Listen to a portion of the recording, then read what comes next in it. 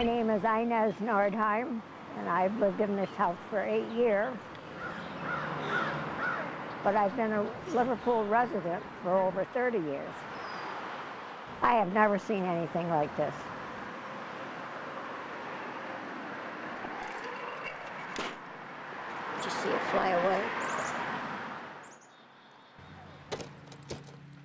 A friend came by last week to bring me some chicken soup, and she also brought in my mail for the day. And she said, "Did you know you got 2 bird nests in your mailbox?" And there was 2 nests, and there were 3 eggs in each nest. And the eggs are like small jelly beans. I knew I had to keep the box clear or the birds would abandon those eggs. So I put a note on the mailbox for the mailman. He was very supportive.